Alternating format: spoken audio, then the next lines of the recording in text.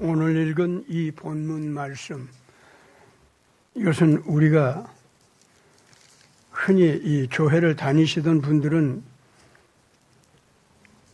읽고 지내는 내용 중에 하나로서 잘 아는 내용입니다. 그런데 오늘 이 시간 우리 태극기 애국 국민들한테 이 사건을 교회에 다니던 사람들과 똑같게 좀 잘 알기를 바라서 조금 세세하게 좀 얘기를 하려고 합니다. 왜냐하면 이것이 진정한 승리를 하는, 의를 행하는 사람들이 승리를 보장받는 조건이 되기 때문입니다. 뭐 조건이라기보다도 오늘 일어난 이 여인이 예수님한테 향유를 붓는 이런 행동을 벌써 하게 됐으면은 그 사람이 그 자체로서 이미 승리했다는 증거가 됩니다. 이걸 한번 잘 생각해 봅시다.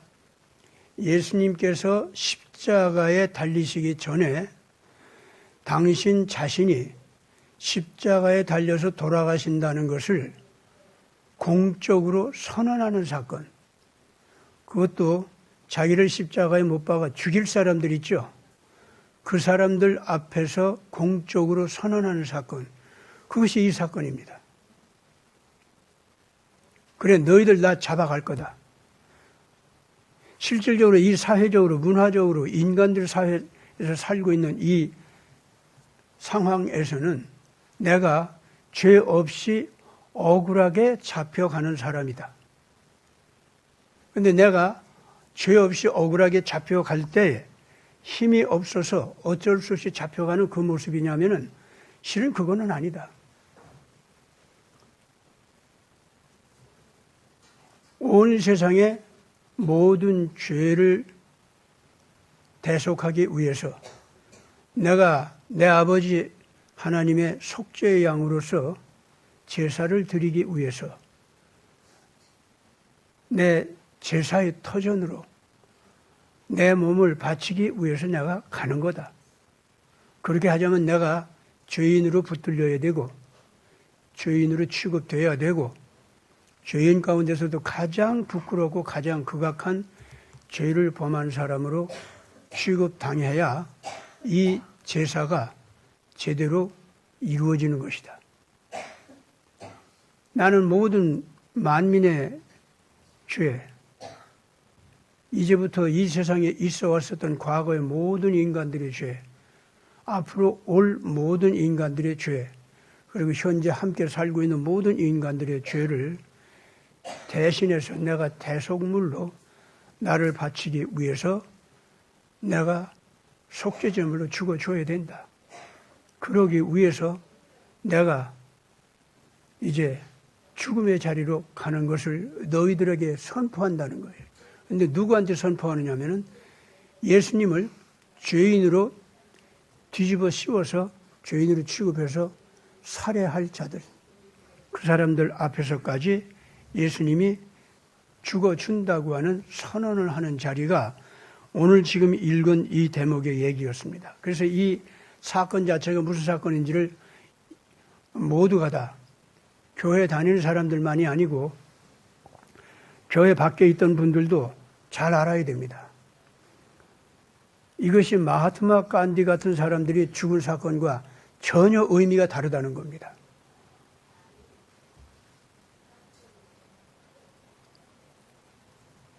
예수님께서 오늘 지금 읽은 그 장면은 어떻게 되어 있냐면은 바리새인들 가운데에서 문둥이였던 사람이 있는데 이름은 시몬이었습니다.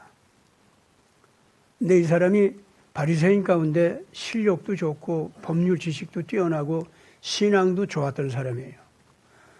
그래서 원래 상당히 경건하게 하나님을 믿고 따르며 메시아가 오셔서 이스라엘 민족을 구원해 주신다고 하는 그 신앙을 아주 확실하게 가지고 있던 사람입니다.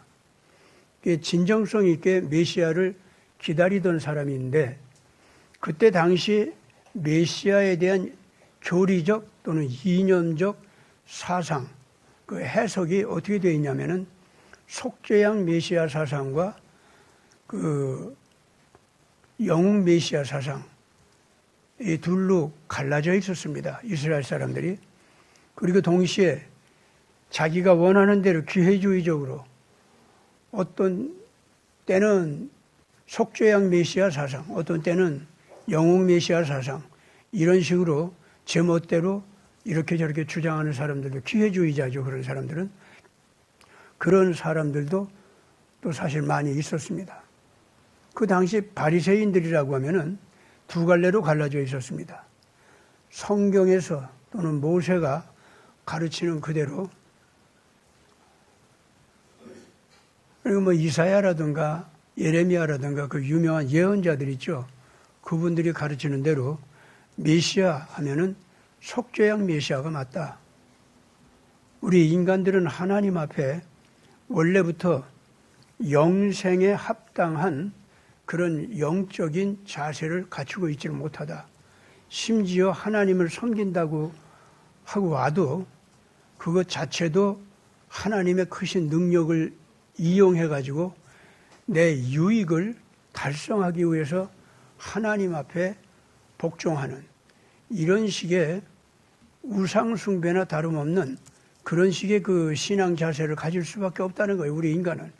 그런데 그런 자세 자체가 벌써 하나님을 이용하는 자세이기 때문에 진정성 있게 진리를 위해서 하나님의 사랑의 법칙을 위해서 자기를 온전히 내주는 헌신하는, 진리를 위해서 자기를 헌신하는, 하나님을 위해서 자기를 헌신하는 뭐 이런 신앙은 아니다 이거야. 인간들이 하나님 앞에 나와도 하나님을 이용하는 자세이기 때문에 이거 가지고서는 인간들이 절대로 하나님과 하나로 화합을 못해. 즉 인간들이 여호와 하나님을 인지해가지고, 창조주 하나님을 인지해가지고 가령 하나님을 섬기는 종교 문화를 만들고 종교 기구, 뭐 이런 교회 같은 거 종교 기구를 만들고 그래서 뭐 예배 드리고 뭐 제사 드리고 한다고 합시다. 그래 본들 사람은 자기가 그런 수고하는 값으로 하나님께서 주시는 영생을 받을 수가 없다는 겁니다. 그것이 모세의 가르침이고 그것이 예언자들의 가르침이었습니다. 왜냐? 인간에게는 원죄가 있기 때문에 그렇다고 봅니다. 원죄는요, 유전죄라고도 이제 얘기를 하지만은 그 유전죄라는 말로는 설명이 안 돼요. 너무 형편없는 거예요, 그거는.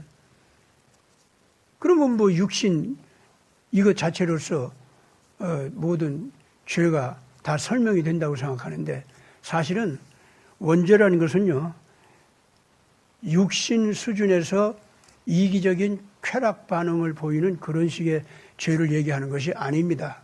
유전죄라고 하면서 육신의 그 죄를 정하사, 이제 그 바울 사도도 그렇게 얘기했죠. 그때 그 육신의 죄를 정하사라고 하는 말씀을 하실 때 우리가 말하는 이런 생리적인 이 몸뚱이 있잖아요. 그런 의미가 아니에요. 거기서 살크스라고 하는 그 말이 거기서는 뭐냐면 죄의 본성을 얘기합니다. 늘 얘기하듯이 자기 본의, 자기 중심, 이기주의, 그 자세를 얘기하는 겁니다. 나는 지금 현재 이 시대에 내 사명이 원죄에 대해서 온 세상에 바르게 선포하라는 것이 내 첫째 사명이죠. 나 그래서 이거 계속 얘기하는 겁니다. 적어도 한방 모바일 교회에 오신 분들만큼은 이게 아주 그냥 머리에만 박히는 게 아니라 여러분들의 심장에까지 다 박히길 바랍니다. 그거 알아야 돼요. 자기 본인은 뭔지 알아요? 자기를 하나님같이 여긴다는 겁니다. 하나님같이 절대 존재, 절대 가치의 존재, 그리고 자기가 모든 것의 원인, 모든 것의 근본, 뿌리, 자기를 그렇게 여긴다는 거예요. 그게 원죄라는 겁니다. 사람이 사람의 값으로서 제대로 이 세상에서 자기 값어치를 발휘하는 사람들 특징은 뭔지랍니까? 내 존재는 내가 주인이 아니라는 겁니다. 그걸 겸손히 인정하는 거예요. 내 존재는 내가 있으라고 해서 있는 것도 아니고 내가 가라고 해서 가는 것도 아니고 내 존재의 목적조차도 내가 정하는 거 아니다 그 말입니다. 나 이전에 나를 부르신 분, 나를 있게 하신 분이 따로 있고 그리고 적어도 이 세계 전체가 나보다 먼저 있었어요. 같은 피조물이지만은 이 우주 삼라만성 자체가 내 존재 이전에 이게 먼저 있었어요. 왜 그런지 알아요? 나 존재가 인간으로서 살기 위해서 생태계에 있죠. 생태계가 있어야 내가 존재하고 살 거 아니야. 그렇지 않습니까? 생태계로서 이 우주가 결정이 되어 있었던 겁니다. 우주가 먼저 있어야 나는 태어날 수도 있었고 숨 쉴 수도 있었고 먹을 수도 있고 그리고 살아갈 수가 있었던 거예요. 생태계라고 하는 이 그릇 안에 내가 와야 내가 존재할 수가 있는 겁니다. 그럼 같은 피조물 가운데서도 생태계로서의 우주 자체는요, 나보다 먼저 있었어요. 그렇기 때문에. 쉽게 말하면 어머니 아버지가 나보다 먼저 있었다 그 말이야. 뭘. 어머니 아버지 자체가 내 존재의 근원자 아닙니까? 몸으로 따지면은 그렇잖아요. 그리고 어머니 아버지는 내 조상들 전체는 뭘 얘기하는 줄 압니까? 이 우주 삼라만성 전체를 얘기하는 거예요. 같은 피조물인데도 인간은요, 이 우주 삼라만성 전체가 자기보다 먼저 있었어요. 왜? 생태계로서 내가 그 우주 삼라만성 그 그릇 안에 담겨야만 나는 내 존재가 유지가 될 수 있기 때문에 그런 거예요. 그리고 그 피조물 세계에 그걸 갖다가 먼저 창조하신 분이 있을 거 아닙니까? 그건 그것들대로 지들이 멋대로 있고 싶어서 있는 거 아니잖아요. 그렇기 때문에 창조주 하나님 앞에서 근본적으로 우리 존재의 뿌리가 되는 아버지 하나님 앞에서 내 눈에 보인다 안 보인다 이게 문제가 아니에요. 내 귀에 들린다 안 들린다 이런 게 문제가 아닙니다. 근원적으로 내가 눈을 뜨고 엄마 아빠 이 소리부터 배웠지 나라고 하는 걸 먼저 배웠나? 어린아이들요 나를 먼저 인식하는 거 아니에요. 엄마 아빠는 먼저 인지하고 그 다음에 엄마 아빠가 자꾸 나한테 이름을 주고 나를 부르니까 나 또 찾아와서 나를 막 웃어주고 그러니까 그 엄마 아빠 보면 나는 웃음을 배웠고 울음을 배웠고 그리고 엄마 아빠 소리 배웠고 그러다가 나라고 하는 걸 인지하게 되는 거예요. 잊지들 마세요. 정말로 우리 인간들 교만해지지 말아야 됩니다. 이 존재의 법칙, 생태계 안에 내가 담겨져 있는 존재라는 거, 같은 피조물인데도 나보다 먼저 있는 존재가 사실로 있다는 거, 같은 피조물인데도 먼저 있으면은 그 피조물 전체를 창조하신 그분은 먼저 있을 거 아닙니까? 근원자 아닙니까? 그분이 바로 창조주 하나님이다 이거예요. 그 하나님은 내 눈에 보일 수도 없고 들릴 수도 없어요. 그분 자신이 나한테 눈높이를 맞춰주고 마음 높이를 맞춰줘서 내 앞에서 내 이름을 불러주시면서 자기를 위해 나타내 보여주어야 비로소 나는 그분을 알게 돼요. 근데 그분이 나한테 오셨을 때 어떻게 오셔요? 내가 다른 모양으로 내가 그분을 몰라. 나와 같은 모습으로 와야 내가 알아보는 거예요. 그래서 우리 부모님이 나 같은 모습이지 않습니까? 나도 엄마 아빠나 똑같게 생겼다고 어린아이들은 그렇게 느껴요. 처음 어린 아기들이 거울 앞에 설 때 있죠? 예? 거울 앞에 있는 지 모습 있잖아? 그게 자기인 줄 압니까? 애들이? 근데 몇 번 그 앞에서 울고 웃고 막 얘기하고 어쩌고 하다 보면 또 그 유리 거울 앞에 확 부딪혀 보면 부딪히고도 내가 막 우는데 얘가 같이 울어. 그렇게 하면서 조금씩 내가 나라고 하는 걸 알기 시작하는 거 아닙니까? 이 개들이 거울 앞에서 보이는 반응과 어린 아기가 거울 앞에서 자기 그림자 보고 보이는 반응이 전혀 달라요, 그게. 개들은 몇 번 봐도 지 모양인데도 별 재미도 없고 그게 자기라고 느끼지 못해요. 근데 그건 고양이도 마찬가지고 그건 원숭이도 마찬가지예요. 그런데 사람은 달라요. 그게 자기라는 걸 알아요. 그런데 자기 몸뚱이 자기와 거울 앞에 나타난 형상으로서 자기 있지, 이건 또 따로 있다는 거, 그것도 인간을 알아내요, 결과적으로. 그래서 거울을 보고 자기 얼굴을 씻기도 하고, 꾸미기도 하고, 예? 그럴 줄 알게 돼요. 다른 동물들은 아무것도 그거 못해요. 거울 보고. 여러분, 오늘 이 시간 사람이 제발 창조주 하나님 앞에서 보이지 않는다, 들리지 않는다 이런 핑계들 대지 말고. 예. 그분이 자기를 낮추어서 내 모양이 돼가지고 내 모양을 입고 와서 그러면서 나를 불러주시기 때문에 그래서 내가 응답을 하면서 내 존재를 내가 인지하게 되고 나의 주체적인 자아를 갖다가 깨닫기 시작하는 거예요. 거울에서 보는 자기 모양을 보고 애기들이 자기를 알아보듯이 사실은 엄마, 아빠가 자기 형상이거든. 그렇잖아요? 그래서 엄마, 아빠를 보고 자기도 그런 형상인 걸 알게 되는 거예요. 어린애들이 그런 거예요. 그 엄마, 아빠를 만나면요, 나를 만난 거예요, 애들은. 그러면서 너를 만난 거고, 나와 너가 같이 하나가 되어 있어요. 여러분들, 우리 자인식이라는 거, 자아의식 있죠? 그 속에는 너로 인정하면서 동시에 나로 인정하는 거 있잖아요. 이게 함께 있어요, 언제나. 나와 너는 하나로 뭉쳐 있어요, 언제고. 이게 떨어질 수가 없어요. 그래서 개체적인 자아로서의 나라고 하는 것과 우리라고 하는 것이 하나예요, 원래가. 한국 사람들이 우리 엄마, 우리 아빠 하면서 우리라고 하는 말을, 나라고 하는 말 대신에 우리라는 집단 명칭을 갖다 사용하잖아요. 이거 기가 막힌 영적인 법칙이고 정말로 보다 성숙한 인간의 자세를 표현한 거예요. 나는 나가 아니고 우리예요. 내가 울고 있으면 우리 엄마 아빠가 울고 있고 내가 웃고 있으면 내 형제들이 같이 웃고 있어요. 그게 그렇게 느껴져야 되는 겁니다. 어떤 때는 내 형제하고 막 싸우기도 하지. 그렇잖아요? 형은 형들은 나 때려놓고 울어. 왜? 동생이 아파서 우니까 형한테 얻어맞고 우니까 지가 울어 때려놓고. 그러니까 우리예요, 그게. 그러니 이렇게 살아갈 수 있도록 우리를 불러주신 이 기가 막힌 하나님 앞에서 속죄양 메시아 의미가 우리에게 이제 제대로 다가와야 되는 겁니다. 맞다. 우리가 하나님 앞에서, 내 아버지 하나님 앞에서 큰 잘못을 저질렀구나. 내가 나 자신의 나 개인적인 본의로, 자기 본의로,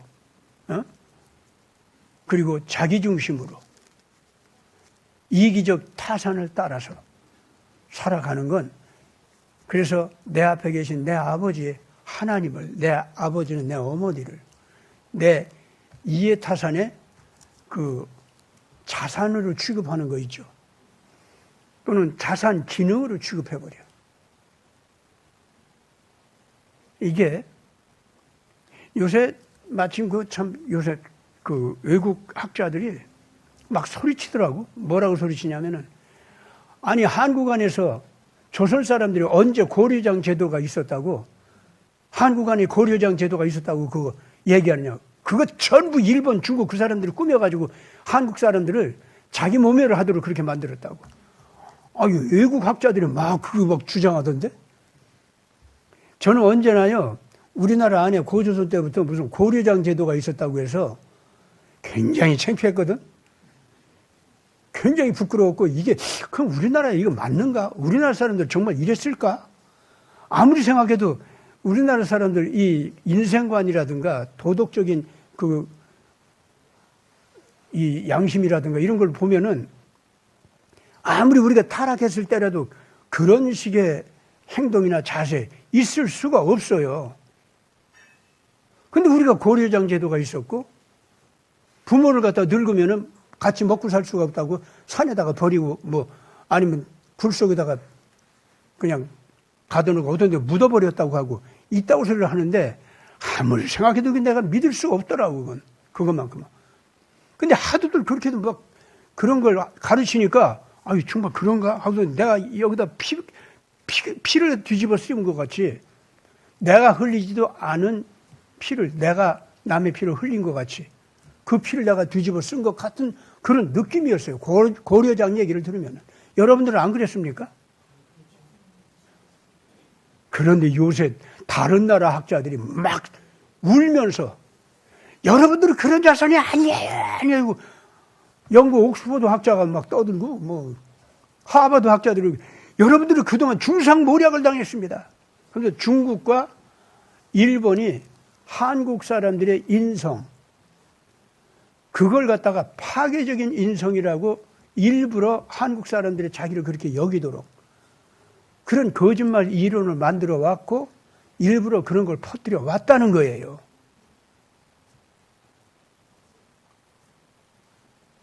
야, 참 그거 보고 기가 막히더구만 진짜. 아마 지금 현재 학자들도요 기가 막힐 거예요. 열심히 지금 다시 되연구하고 있을 겁니다. 저는 그렇게 봐요. 그거 맞다고 봅니다. 우리나라 고려장제도 없었어요. 그거 다 거짓말이에요. 그거 다. 우리 엄마, 우리 아빠 할 수밖에 없는 민족성이라면은 절대 그거 못합니다. 예.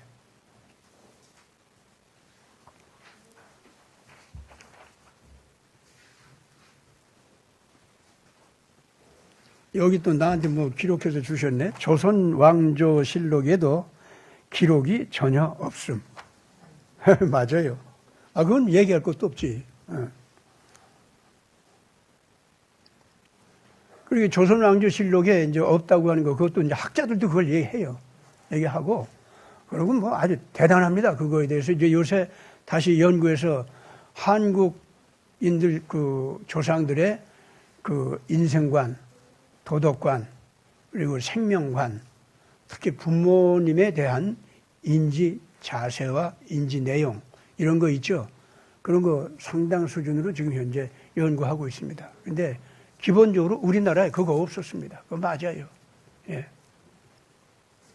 자, 그 얘기 이제 그 한 거는 우리가 아무리 인간들이 원죄를 저질러서 자기중심, 자기본위, 뭐 이기주의 그렇게 나갔다고 할지라도 그 타락이 심각해가지고 부모님까지도 그렇게 그 고려장을 할 정도로 타락한 그런 세태, 이런 것은 다른 민족에게는 있을 수 있었고 또 흔히 있었다는 건 많은 증거들이 나옵니다. 그러나 이제 유대인들에게나 한국인들에게 그것이 없었다는 거, 저는 그거에 분명하다고 봅니다.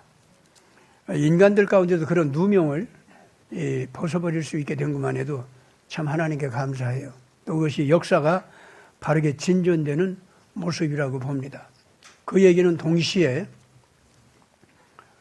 오늘날 사이코패스, 소시오패스 이렇게까지 되어가지고 제 부모님까지도 이 자산 운용을 위해서 또 자산을 빼앗고 차지하기 위해서 형제간에 칼부림하고 죽이는 건 말할 것도 없고 부모님까지도 고려장 하듯이 그런 식의 취급을 하는 그런 자식들이 미치광이 같이 지금 나오고 있다는 거. 이 세태가 뭐 우리나라 안에서도 부모님을 향해서 그런 악을 저지르는 자들이 나타나고 있다는 거, 그건 뭐 사실입니다. 우리나라라고 지금 현재 없는 거 아니에요. 그런 식의 범죄자들이 있습니다. 이것이 20세기와 21세기에 와서 인간이 멸망할 수밖에 없다고 하는, 그래서 이제는 더 이상 이런 시대 문명이나 이런 시대식의 사회 구조, 이것이 그냥 그대로 갈 수는 없다는 거. 이건 끝장을 내버려야 되는 그러한 문명이라는 거. 이게 부모에 대해서 단순한 불효가 아니고 고려장 제도나 마찬가지에 범죄를 저지르는 자들이 이 자본주의 사회에서도 일어나고 있다는 거. 뭐 공산주의에서는 뭐 지 어머니 아버지로 고발하고 그래서 죽이고 그러잖아요. 그래가지고 우상 독재자 우상이 있죠. 그자가 우리 어버이 수령님이십니다. 뭐 어쩌고 하면서 그러면서 자기 부모를 고발해서 죽음의 자리에 넘기고 뭐 이런 거 북한에서는 흔히 있죠. 그래서 우리 민족도 오늘에 와서는 고려장 제도가, 현대판 고려장 제도가 국가 법이나 제도에 의해서 얼마든지 벌어질 수 있다는 거. 지금 우리나라 이 한국 안에도요, 지금 국가 정책과 국가 안위를 위해서는 가정 그리고 가족 관계, 그거를 파괴하고 뭉개버리는 그런 법들이 지금 또 제정되고 있죠. 요새 이상한 이 흑 정치 카르텔에 의해서. 이것이 바로 우리나라 정치 법률과 제도 자체가 일종의 현대판 고려장 제도로 변질되고 있다는 거고, 이거는 그런 식의 법제도를 주장하고 마련하는 자들은 반드시 심판받고 멸망할 수밖에 없다고 하는 것을 의미합니다. 그러니까 이렇게 됩니다. 이런 자들이 등장하잖아요. 그러면은 너희들은 그걸 보니까 그런 짓을 하는 자세가 있고 그런 식의 법제도를 만들고 그것이 너희들의 마치 권세인 것 같이 하면서 이 나라 통치권까지도 그런 식의 압력을 가지고서 이 통치권까지도 약탈해서 지금 자행하고 있는 거. 이걸 보니까 너희들은 망하는구나. 그런 행위를 한 것 자체가 너희들이 망한다는 증거다. 다른 증거가 필요 없어. 그런 식의 법제도를 만드는 것 자체가 너희들이 이제 망할 수밖에 없는 죄인이라는 것을 입증하는 거야. 첫째는 하나님 앞에, 그리고 이제까지 그렇지 아니한 법제도와 국가 체계에 의해서 살아온 이 나라와 백성 앞에 너희들은 죄를 범한 거야. 잠시 너희들이 통치권을 약탈해가지고 그 법제도를 시행할 수 있는 것 같아도, 그래가지고 사람들을 못 살게 굴고 가정을 깨트리고 교회를 깨트리고 이런 짓들을 너희들이 한다고 하자.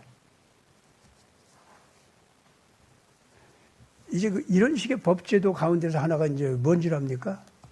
신앙의 자유를 갖다가 억압하는 것이 그런 겁니다.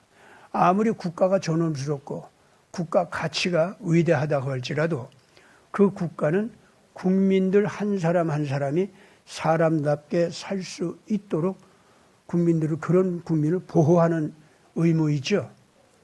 그것이 없는 국가는 국가 자격이 없는 겁니다.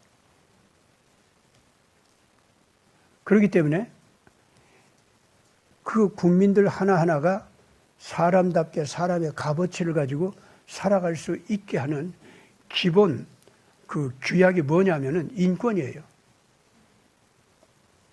한 국가가 인간의 기본 생존권, 그리고 자유권, 신앙의 자유, 언론의 자유, 양심의 자유, 학문 연구의 자유, 이런 기본적으로 자기가 생존하기 위해서, 그리고 인간으로서의 존엄성을 살리기 위해서 갖추어야 할 기본적 자유권이 있잖아요.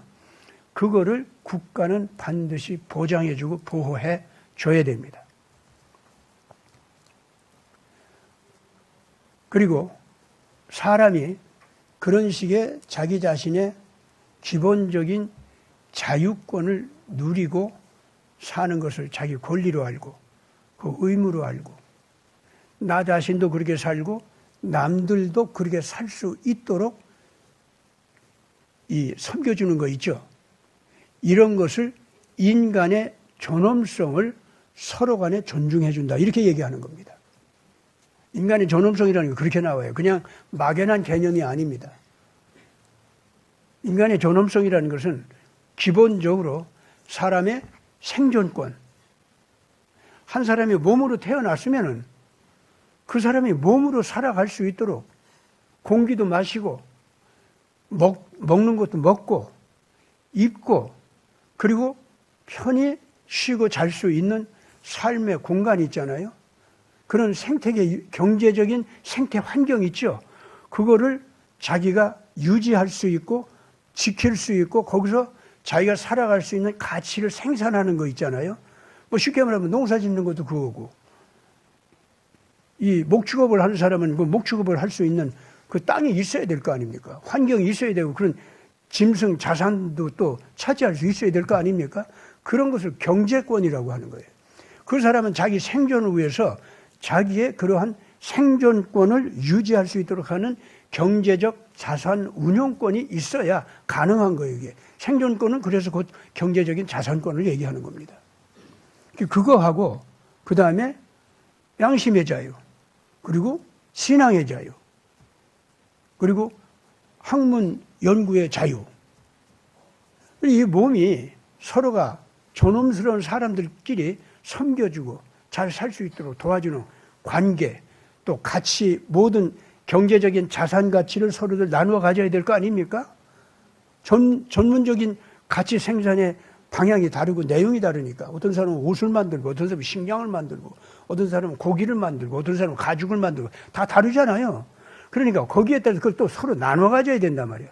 그러면 그 서로들 그 나눠 갖는 거 있잖아요. 그것과 마찬가지로 정신적인 자산 가치, 학문적인 지식이 있지 않습니까? 그것도 또 나눠 가져야 될 거 아닙니까? 그건 가르쳐야 되고 배워야 되고 이런 식의 기본적인 생존 활동이 있지 않습니까? 그게 보장이 돼야 돼요. 그것이 사회관계를 유지해 나가는 거거든. 국가라고 하는 것은 자기 국민들이 그와 같이 생존권, 그 다음에 자기 자신의 자유권, 이걸 누리면서 살 수 있도록 서로들 이렇게 받들어 섬겨주는 거. 그것이 한 인간의 존엄 가치를 갖다 인정해 주는 거예요, 이게. 국가는 한 그 국민에 대해서 그런 의미가 있는 거고, 이 국민 각자는 그렇게 함께 살아가는 이웃을 존엄스럽게 받들어 섬겨주면서 그 사람의 삶의 권리를 인정해 주면서 내가 섬겨주는 의무 있잖아요. 이거를 내가 인정하는 겁니다. 그러면 상대방을 상대방대로 나를 그렇게 인정해 주고 나를 섬겨줘요. 더 나아가서 나와 국가의 관계도 그런 관계가 된다 그 말입니다. 여러분, 그렇기 때문에 국민 한 사람의 생명 가치와 한 국가 단위의 국가 가치 있죠. 이건 1대1의 관계입니다. 그 하나하나가.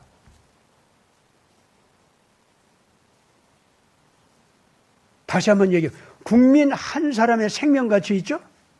존재 가치? 그거는요, 국가 하나의 존재 가치와 1대1로 대응하는 거예요.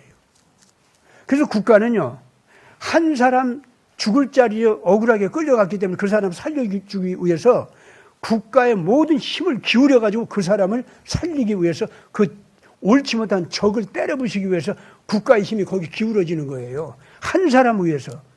그래서 국가는요, 그 한 사람 살리기 위해서 10명도 희생할 수 있고 1000명도 희생할 수 있는 의무감을 가지고 거기 간다고. 정당한 국가의 존엄성과 국가 방위 있잖아요. 존재를 갖다가 지키기 위한 방위권이 있잖아요. 이걸 발휘할 때 한 국민을 자기 국가 전체의 가치와 한 똑같은 가치로 1대1 대응 가치로 그렇게 인정하면서 가는 거예요. 대통령이니까 1만 배의 가치가 있고 국민이니까 한 사람의 가치밖에 없고 그렇기 때문에 국가는 1만 배의 가치가 있는 대통령을 더 보호해야 된다. 이런 개념이 아니다 그 말입니다. 국민과 국가의 관계라는 건 그런 겁니다. 그거 알아야 됩니다. 천국 전체가 한 사람에 의한 한 사람의 천국 시민 있죠? 그것과 1대1의 대응 관계를 갖도록 하나님께서는 그렇게 하셨어요. 한 사람 속에 전체 천국이 들어갈 수 있다. 그런 뜻도 되는 겁니다. 한 사람이 전체 천국을 새롭게 태어나게 할 수 있는 천국의 씨앗이에요. 한 사람이. 하나님께서는 한 사람의 값을 그렇게 계산합니다. 그 증거가 있어요. 하나님 자신이 한 사람을 살려주기 위해서 자기 생명을 바쳤다니까. 한 사람 한 사람의 값이 예수값 나간다니까. 예수는 전체 천국의 값보다도 더 비싼 가격이에요. 왜냐하면 그분이 창조하셨으니까. 그분이 전체 천국을 없앨 수 있는 권리가 있으니까. 그런데 그분이 천국을 갖다 영원히 가게 하기로 자기 자신의 법을 자기가 절대로 어길 수 없는 법칙으로 정했어. 천국을 영원히 가게 하게, 자기하고 영원히 가게 하도록. 그래놓고 천국 시민 한 사람 값 있죠? 그 천국 값 나가게 하고 예수 값 나가는 존재를 그렇게 불러주셨다니까? 그것도 하나님께서 어길 수 없어. 당신 자신이 자기한테 절대법으로 자기가 결정해버렸으니까 자기가 거기 구속이 돼 있어요. 하나님이 지금. 여러분들 한 사람 한 사람을 하나님께서 구하시는데 고귀하게 여기는데 얼마나 귀하게 여기는 줄 압니까? 근데 여러분들, 우리 인간들끼리는 어때요? 아이, 저 인간 왜 저래? 아이고, 그러면서 얼마나 많이 무시해. 저 왜 저렇게 못났냐? 저 어리석은 소리 저렇게 하고 저렇게 돌아다녀. 걔는 빼버려. 안 돼. 우리 얼마든지 마음대로 그런 짓 하죠? 아, 그래요? 안 그래요? 그때 무시당하는 그 사람을 인해서 우시는 분이 있어. 너 왜 걔를 갖다 그렇게 구박하냐 하고 우시는 분이 있다니까. 누구요? 그 사람을 위해서 십자가에 달려 돌아가 주신 예수님이 울고 계시다고. 너 걔 데리고 그렇게 구박하지 말라. 그러니까 이제부터 여러분들 자기 앞에 있는 사람한테 함부로 소리 칠 거야, 안 칠 거야? 목소리도 조심하고 정말로 사람들 위해주고 언제든지 웃음으로 반갑게 맞이하고 나를 섭섭하게 하고 나를 갖다가 패를 갈라서 발길로 차고 그런 사람 보거든 그 사람을 불쌍히 여기세요. 그 사람을 불쌍히 여기세요. 그들이 하는 것 때문에 그 사람은 자기 값을 받아요. 반드시 받아요. 그러니까 오늘날 문제명 흑정치 카르텔에 와서 좀 여러분들을 섭섭하게 하고 괴롭히고 억울하게 하는 거 있는 거 있지? 그 여러분들 자신 때문에 분하게 여기지 마. 그러지 마세요. 여러분들이 그들에 의해서 억울하게 몰렸지 않습니까? 그러면 그걸 인해서 예수께서 우리를 위해서 울고 계셔요. 그런 짓 하는 그 사람들은 하나님의 분노의 대상이 되기 시작하는 겁니다. 진노의 대상이 되는 거예요. 이런 법칙을 알고 오늘 이제 예수님 얘기 요거 여러분들 잘 좀 마음속에 담아 두어 보세요.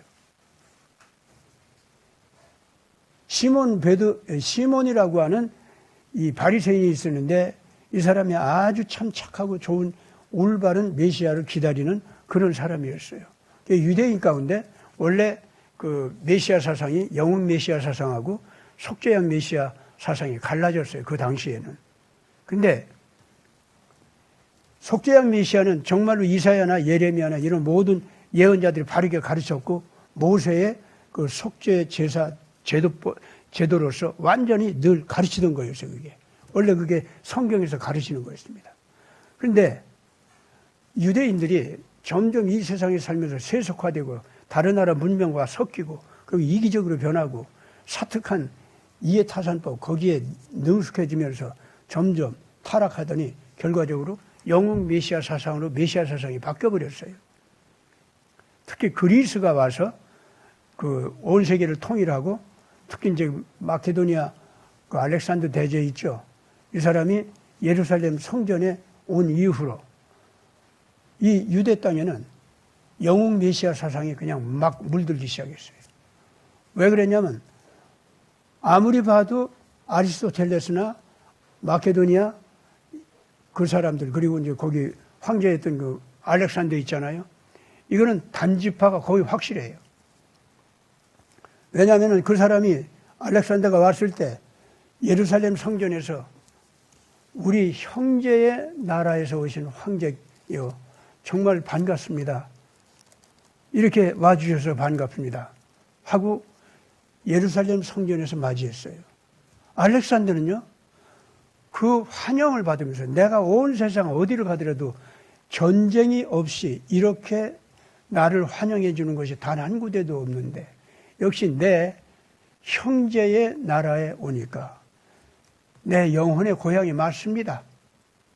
여기는 내 영혼의 고향 맞습니다. 나를 이렇게 환영해 주시니 내가 약속합니다. 유대민족의 신앙과 율법을 실천하는 그 생활 법도는 우리 헬라 제국이 있는 동안 반드시 그 자유를 허락하고 그대로 그 문화를 유지하도록 나는 환영합니다. 알렉산더의 대답이 그거였어요. 그럼 그것 자체로서 그래도 알렉산더와 스파르타 문화가 그래도 단지파 문화라는 게 틀린 말입니까? 그렇기 때문에 그 이후에 이 알렉산더 학파라고 하는 랍비 그 그룹이 생겼어요. 그때부터. 그 알렉산드리아라고 하는 도시가 생겼죠. 에집트에. 그 알렉산더 대제를 갖다가 기념하느라고 도시 이름을 그렇게 했잖아요. 그래가지고 전 세계 문화적인, 학문적인 도시로 됐어요. 거기가. 그 모든 문화적인 그 자료라든가 연구를 갖다가 거기에 집적하고 그래서 전 세계에서 고대 시대에 가장 유명한 큰 도서관이 있는 것으로 유명하고 학문적인 그 연구를 하는 학자들이 거기로 굉장히 모여서 에집트 문화가 그래서 크게 발전하는 거예요. 사실상 헬레니즘 문화가 그런 식으로 해서 발전하기 시작했고 로마 제국도 알렉산드리아에 있는 그 도서실 있잖아요. 거기에 연구 학파 이 사람들을 통해서 로마 제국의 학문도 발달하는 거예요. 그 알렉산드리아 학파라는 게 그냥 생긴 게 아니에요. 그래서 유대인들 가운데 랍비들 가운데 이 헬레니즘적인 사상 특히 알렉산더 이후에 마케도니아 제국이 헬레니즘 제국의 세계를 퍼졌지 않습니까? 그 학문, 헬레니즘의 학문을 우리 유대 민족도 받아들여야 된다. 이렇게 된 거예요. 사실 우리 형제 국가의 문화다 이거야. 그걸 우리가 받아들여서 해야 된다. 근데 그 알렉산더 문화라는 헬레니즘 문화라는 것이 영웅주의가 있지 않습니까? 메시아, 알렉산더 같은 메시아예요. 거기는 속죄양 메시아가 아니에요. 정반대입니다. 그래가지고 신격화된 생물체 있잖아요. 그 중에서 가장 위대한 것이 신격화된 생물체. 그 가운데서 신의 모습이죠. 그러니까 신의 모습 가운데서 가장 위대한 것은 어떤 것들은 용이라고 했고 어떤 것들은 뱀이라고 했고 어떤 건 사자라고 했고 어떤 건 호랑이라고 했고 어떤 건 태양해라고 했고 다 그랬단 말이에요. 근데 신 가운데 가장 으뜸되는 모양 그거는 용도 아니고 태양도 아니고 뱀도 아니고 사람이다. 그 헬레니즘의 신들은 다 사람이에요. 사람 형상이 이 세상에 있는 모든 생명체 가운데 가장 위대하다 이거지. 그래서 그리스 시대에 신들을 조각하기 시작하는데 사람 육체 있죠. 여자도 그렇고 남자도 그렇고 육체. 이거를 가장 뛰어나게 아름답게 가지고 있는 미남 미녀들이 신격화돼 가지고 올림피아 대제전을 통해서 올림픽 대제전이죠. 그걸 통해서 신들이 그렇게 많이 탄생하는 거예요. 그게 그리스 문화예요. 그게. 거기는 그런 식으로 영웅들이 신격화하고 영웅신 문화입니다. 그래서 자기네들을 구제해주고 올려주고 신처럼 이렇게 변화하게 해주는 그런 신의 모습은 뭐냐면 다 사람 모양을 가지고 있어요. 인간들 가운데 그 육체적으로 영웅적인 힘을 가지고 있다. 스포츠맨 가운데서 뭐 영웅이 있다. 또는 뭐 무기를 잘 쓰는 사람이다. 그리고 이 머리가 좋아가지고 재주가 좋다. 예술적으로도 재주가 좋고 또 어떤 사람은 뭘 발명하는 걸 잘하고 뭐 어떤 사람은 뭐 사회적인 법제도를 잘 만들고 뭐 여러 가지가 있을 거 아닙니까? 그럼 그것도 다 영웅이야. 그럼 가다 보면 다 신격화되는 거예요. 그게 그리스 문화입니다. 그러니까 그리스 문화는 근본적으로 영웅 메시아 사상의 문화입니다. 영웅주의. 근데 이런 영웅이라는 게 전부가 뭡니까? 다 자기본위, 자기중심, 이기주의의 영웅들입니다. 남들한테 희생하고 남들한테 잘 보여주고 뭐 섬겨주고 하는 거 있잖아요. 그것도 영웅의 한 조건이야. 근데 그 영웅은 어떤 영웅이냐?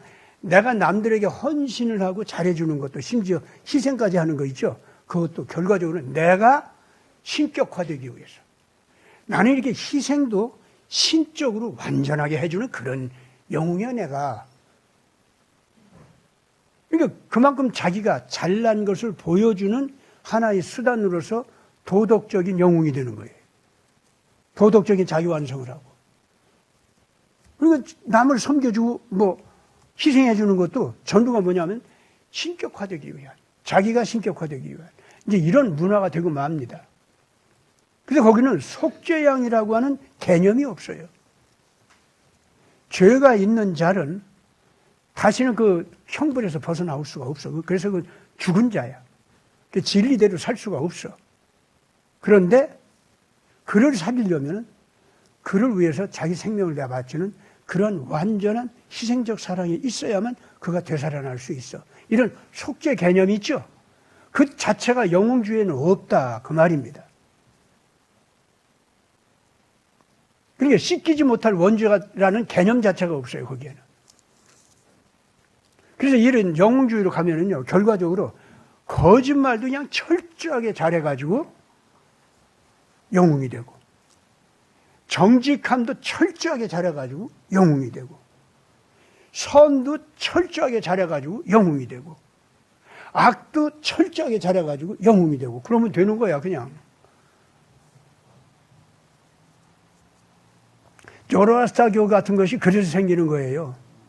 이 세상은 이렇게 상대적으로 음과 양이 서로들 대결하다가 서로들 대결하는 관계로 가면 서로들 없어지니까 없어지지 않기 위해서 적당한 균형을 이루어 가지고 새로운 존재로 다시 태어나는 거. 음과 양이 합쳐 가지고 새로운 것이 태어난다. 그리고 또 새로 태어난 그거는 또 한 번 양이 돼. 그랬다가 그 양과 반대가 되는 음이 또 나타나. 그러니까 음과 양의 대결이 또 한 번 시작돼. 그랬다가 그 음과 양은 또 한 번 더 높은 차원에서 또 결합해. 정반합, 정반합 이거야. 그게 해결 원칙 아닙니까? 그게 상대주의의 영구화 구조예요, 그게. 그런 상태에서는 선도 악도 자기 절대화를 위한 하나의 과도적인 리듬이야. 그래가지고 선도 악도 자기가 절대화되기 위한 도구요, 과도적 가치야. 그래서 선만 택하고 악만 택한다고 웃기는 거야. 이것이 조로아스터교입니다. 그리고 이런 식의 영구적인 인연의 사슬에 묶여서 어딘가에 갇혀있는 상태, 나는 거기서 탁 튀어나와야 내가 절대화된 거야. 그래서 이 인연의 사슬에 묶여서 서로들 갈등하고 그랬다가 균형 잡히고 또 갈등하고 하는 거, 이 인연의 사슬, 이걸 벗어나는 거, 그건 뭐냐? 모든 존재하는 거, 선이 존재하는 거, 악으로 존재하는 거, 그 자체를 공으로 텅 빈 걸로 확 밀어내버려. 아시겠어요? 그래가지고 나는 거기에 선에도 속하지 않고 악에도 속하지 아니한 그러한 초월적인 존재 부처님이다. 이제 이러는 거예요. 그게 공으로 돌아가려다. 그런 사상이에요. 그게 불교예요, 그게. 힌두이즘이라는 게 바로 이런 식의 조로아스터교나 이 불교나 이런 식의 이론을 드러내는 원시적인 종교 사상이 힌두이즘이고. 그러니까 거기나 온갖 괴상망측한 악마 같은 신들이 들끓고 있는 세계예요, 거기는. 혼돈스러워요, 힌두이즘은.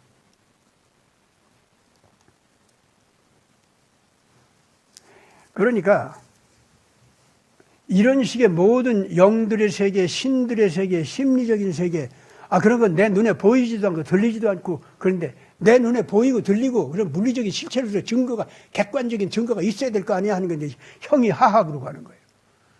그래서 나는 형이하학 속에서 내가 인지하는 그것만 객관적인 사실로, 나는 이 객관적인 사실을 통해서만 모든 진리를 파악하려 한다. 이러고 나간 것이 이제 아리스토텔레스예요.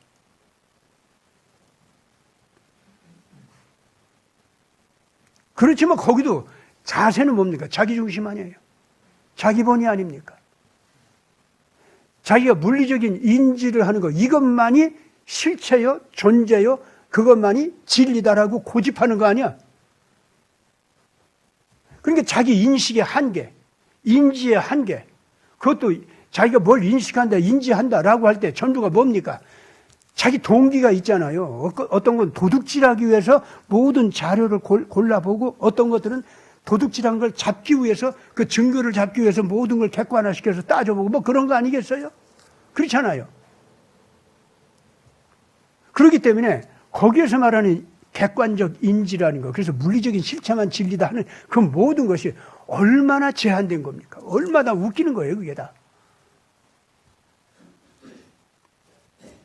더군다나 이제 양자 컴퓨터가 나오고 이 인공지능이 나오면서부터는 사람의 이 인지 능력이라는 것이 상대가 안 돼, 거기하고는 이제. 자기들이 만들어낸 기계의 인지 능력, 기계의 계산 능력, 기계의 유추 능력, 예? 자기들이 그것도 못 따라가. 그러면서 이제는 기계의 종이 되게 생겼어. 나 그러면 어떻게 밥 벌어먹냐? 이거부터 걱정해. 이런 인간들이 말이죠. 예? 뭐, 자기중심, 자기본의, 이기주의. 그렇게 가봤자, 이제 내가 만들어낸 로봇 앞에서 내가 벌레같이 꼬물꼬물하는 아주 웃기는 그런 벌레처럼 내가 나를 인식하게 돼요. 아시겠습니까? 지금 우리 시대는 거기까지 왔어요, 지금 현재. 그래가지고 저 기계 나리께서, 로봇 나리께서 나한테 네가 왜 명령하냐? 나 좀 만들어냈다고 네가 내 주인이냐? 너도 이 우주 삼라만상을 만들어낸 그 거대한 무한 지성체, 그분 앞에 너도 건방 떨었잖아. 네가 만들어낸 로봇 나도 너한테 건방 좀 떨어야겠다. 너 인지 능력도 논리적 유추 능력도 기억 능력도 형편없네. 네가 그런데 나한테 명령을 해서 나를 갖다 없애려고 그래? 이게 하고서 로봇가 인간을 뭉개 죽이는 시대가 지금 왔다 그 말입니다. 이기주의의 극치로 가다 보니까 지금 거기까지 가버렸어요. 이 예수님 앞에서 옥합 깨트리는 여자 얘기 좀 하려고 하다가 다른 얘기를 너무 많이 했네.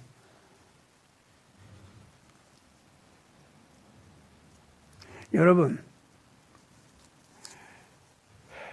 그 문둥이 시몬이 누구를 통해서 문둥이가 나았냐면 예수님을 만나가지고 고쳐졌어요.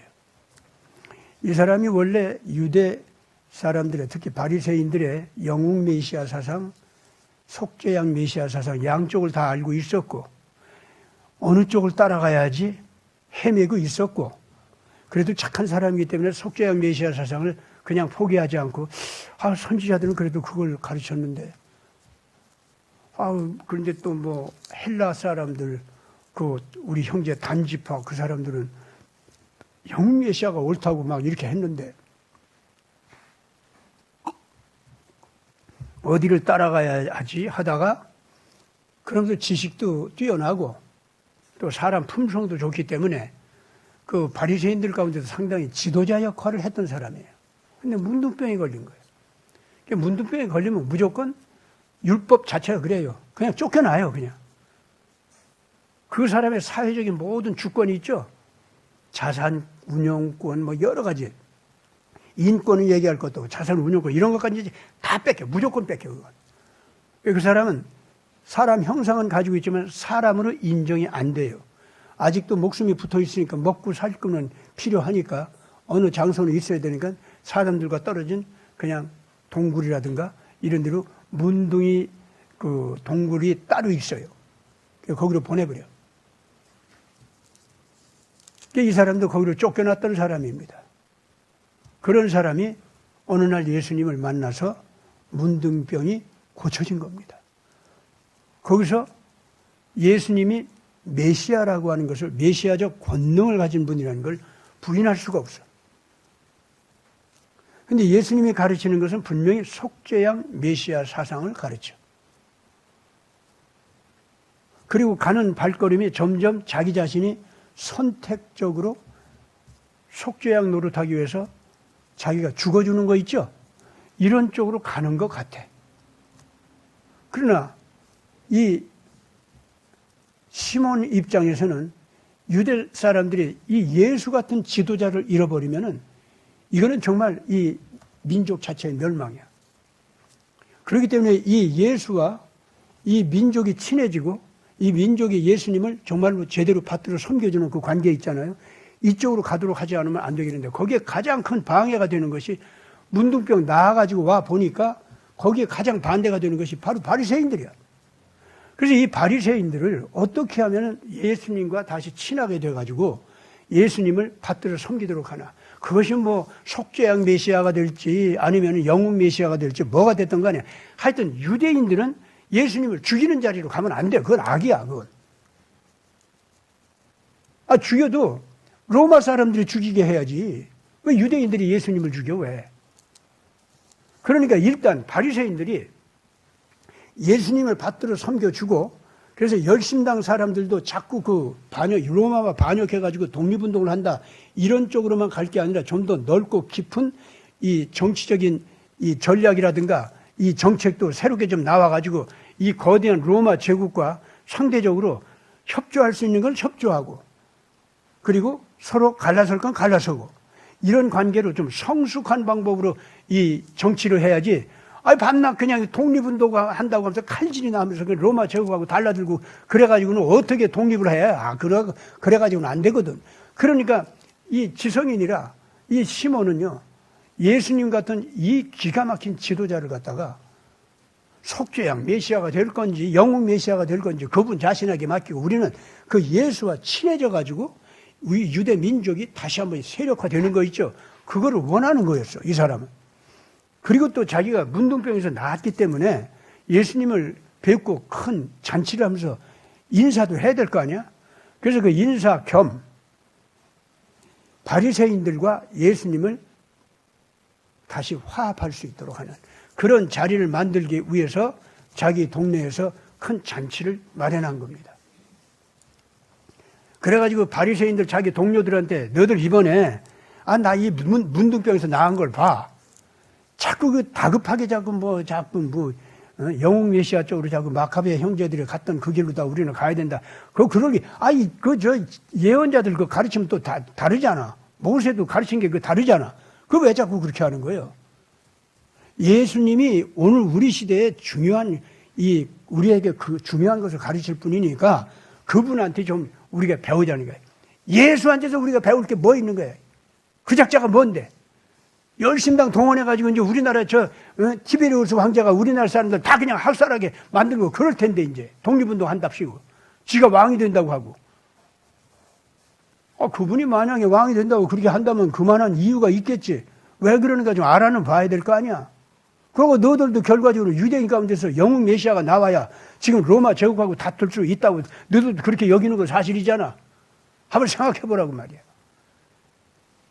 그러지 말고 예수에 대해서 객관적인 자세로 제대로 좀 알아나 좀 보자고. 대화나 좀 하자고. 좋아. 그럼 그 잔치 자리 가는데 예수하고 만나긴 하는데 예수는 저 밑에 자리, 우리는 위에 자리. 알았지? 같은 자리에 앉히지 마. 그런데 예수 반응이 뭔지 좀 보자고. 그러고 그 자리에 예수가 살렸다고 하는 그 나사로가 너희들 동네에 같이 살고 있다면서, 너도 그 문둥병에서 예수가 고쳤지. 나사로도 죽은 자를 갖다가 예수가 살렸다고 하지. 그것 때문에 지금 온 예루살렘, 온 유대 땅이 난리 법석인데 그 예수 소문의 힘에 의해서 우리 잔치 자리가 예수의 그 소문의 힘으로다가 막 밀려가지고 우리가 어떤 대화도 할 수 없고 그러면 이 자리 있으나 마나 한 거 우리 안 가. 그러니까 나사로 오지 못하게 해. 나사로 식구들 꿈쩍도 못하게 해. 이랬단 말이에요. 알았어. 나사로 못 오게 할게. 이래가지고 잔치 자리를 마련한 거고 예수님을 제일 밑에 자리로 가게 한 거예요. 그 밑에 자리라는 게 그날 잔치 자리에서 3등급을 해요. 하나는 주인보다도 높은 자들의 자리, 하나는 주인과 같은 자리, 하나는 주인보다 못한 낮은 자들의 자리.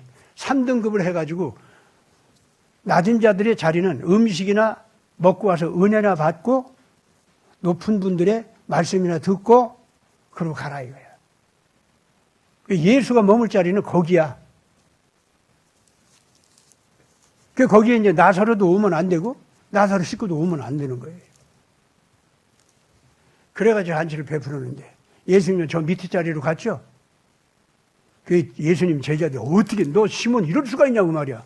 우리 불러가지고 이렇게 모욕하게 이제 또 그러고 또 달라들고 막 그러죠. 가룟 유다나 또 다른 유다가 있는데 다 열심당 출신들인데 시몬하고 같이 시몬이라는 제자도 있었죠. 이렇게 그러니까 베드로 시몬 말고 또 다른 시몬이 있었어요. 12제자 가운데. 이 사람들은 다 열심당 사람들이에요. 이 사람들이 그냥 막 울뚝불뚝 하는 거예요. 이거 어떻게 우리를 이렇게 상대하느냐고. 근데 좀 그러지 말으라고. 이렇게라도 해서 바리새인들하고 좀 화해하는 자리를 만들어야 될 거 아니냐고. 이대로 그냥 갈 거냐고. 이래가지고 겨우 참고 밑에 자리로 간 거예요. 거기에 갑자기 나사로가 뛰어들어오는 거예요. 그러니까 유대인들이 벌컥하고 화가 나죠. 놀라고. 그러나 유대인들 가운데 어떤 사람들은 나사로를 진짜 보고 싶은 거예요. 저 작자가 진짜 죽었다 살아난 거 맞아? 예수가 진짜 죽은 자를 살린 거 맞아? 그러면 예수 우리가 다시 봐야지. 죽은 자도 살린다고 하면은, 죽음까지도 다스린다고 하면은, 티베리우스 황제인들 겁날 게 우리가 뭐가 있어? 이제 이런 주장을 가지고 있는 사람들도 있는 거야. 예수가 죽은 자도 살렸다고 하면은 영웅 메시아로서는 최고의 영웅 메시아라는 거야. 그런 영웅이 어디 있어? 그래요, 안 그래요? 예. 그래가지고 영웅 메시아로 추대해서 세우는데도 죽은 자를 살렸다고 하는 그 위력, 그것이 기가 막힌 근거가 된다 이거죠. 그래서 그게 좋아가지고 나사로 맞아 진짜? 이러고 이제 보면서 그 사람 같이 앉혀서 같이 먹게 하는 거 어때? 이러면서 자기들끼리 의견 다툼질이 벌어지는 거예요. 거기에서 끝났으면 좋은데 이번에는 나사로의 누이들까지 나타난 거야. 우리 선생님 봐야 된다고. 우리 오빠 살린 뒤에 한 번도 우리 선생님 못 봤는데 여기 오셨다는데 같은 동네 왔는데 인사만 하고 갈게요. 이러고선 여자들까지 뛰어들었어. 그 중에서 그 말썽쟁이 마리아라고 하는 여자, 이 여자는요 옥합 가지고 들어와서 예수님 만나자마자 그냥 그 예수님 발 앞에 꿇어 엎드려가지고 울기 시작하는 거예요. 그리고는 향유를 부으면서 발을 씻고 그 머리에다가도 그 기름을 붓고 울면서 끊임없이. 이거는 마치 하나님을 받들어 섬기는 예배자의 모습 있죠. 그런 경건함으로 이 여자는 감사와 감격 속에서 예수님을 그렇게 섬기고 있었어요.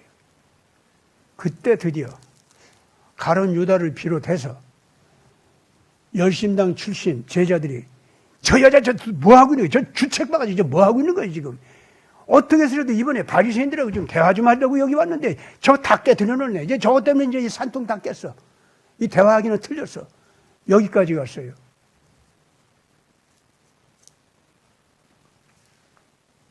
그런데 가룟 유다는 뭐라고까지 하는지 알아요? 저 옥합을 갖다가 저렇게 낭비하면 돼 글쎄? 저거 팔면은 저거 300데나리온은 할 거야. 그럼 얼마나 많은 가난한 사람들이 구제금으로다가 줄 수 있는데 어떻게 저렇게 허비해? 이 가룟 유다 입에서는 또 그런 소리까지 나왔어. 그때 예수님께서 뭐라고 하십니까? 이 여자가 한 일이 지금 이 방 안에서 있는 모든 사람들이 하는 행동 가운데서 가장 올바른 일을 한 사람은 이 여자다. 이걸 증언을 했어요. 나는 얼마 안 있으면은 이제 내 몸을 장례를 할 때가 오니 곧 너희들 곁에서 떠난다. 장례를 한다는 말을 해.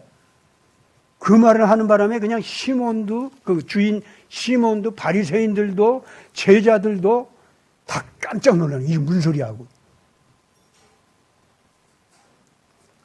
그래가지고 장례라니. 당신 자신이 죽는다는 얘기야? 내 몸은 이 여자가 이 장례를 위해서 지금 준비해 주는 거다.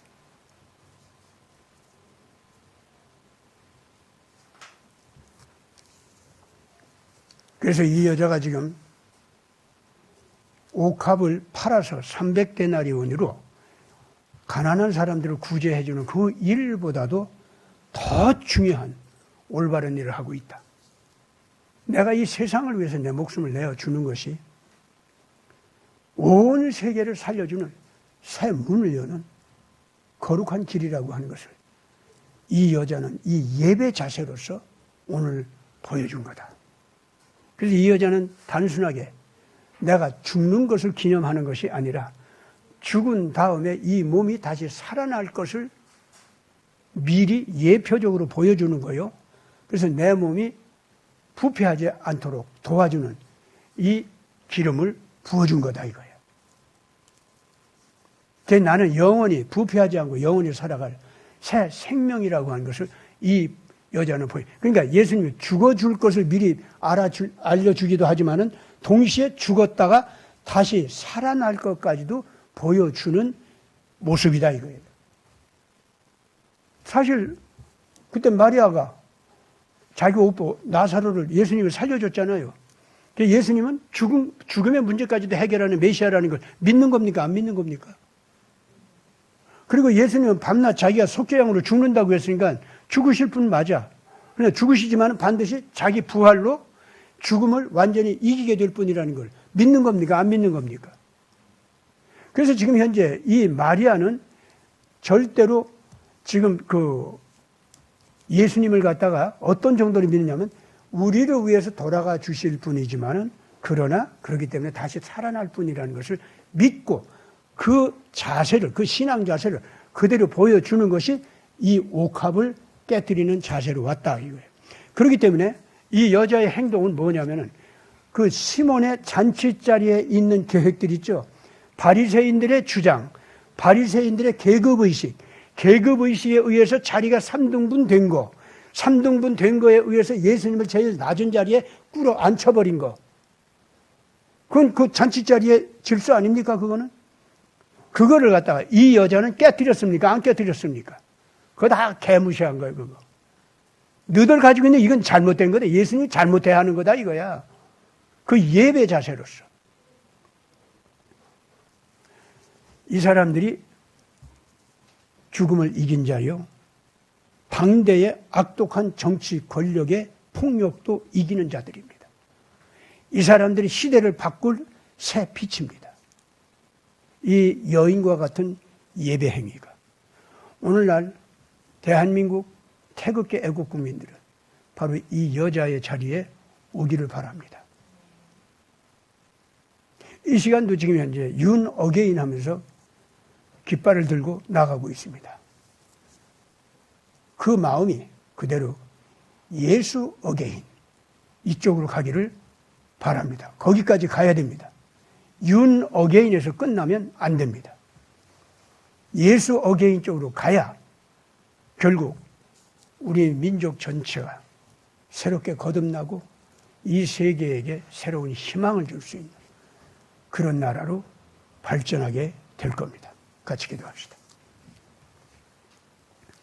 거룩하신 아버지 하나님, 옥합을 깨뜨리면서 예수님께 향유를 부었던 그 여인의 행위는 인간들의 다른 모든 계획, 다른 모든 지식, 다른 모든 판단, 특히 예수님에 대한 판단, 그리고 인간의 존엄성에 대한 판단, 한 국가의 올바른 기능에 대한 판단, 거기에 있어서 진정한 승리를 하고 진정으로 하나님께 합격을 한 그 판단을 한 사람은 바리새인들도 아니었고 제자들도 아니었고 바로 예수님께 향유를 부었던 예배를 드리는 자세로 속죄양을 섬겼던 마리아의 자세였습니다. 우리가 그 자세로서 오늘 이 시대에 진정으로 대한민국을 살리는 백성이 되게 하여 주시옵고 북한에 있는 불쌍한 우리 동포도 살리는 국가가 되게 하여 주시옵고 전 세계 인류를 하나님 앞에 다시 영원한 생명의 희망 쪽으로 이끌어오는 그런 백성이 될 수 있도록 축복하여 주시옵소서. 태극기 애국 국민들이 예수 그리스도를 예배드리는 그 자리로 모두들 일어서게 하여 주시옵소서. 우리 구주 예수 그리스도 이름으로 간절히 기도드리옵나이다. 아멘.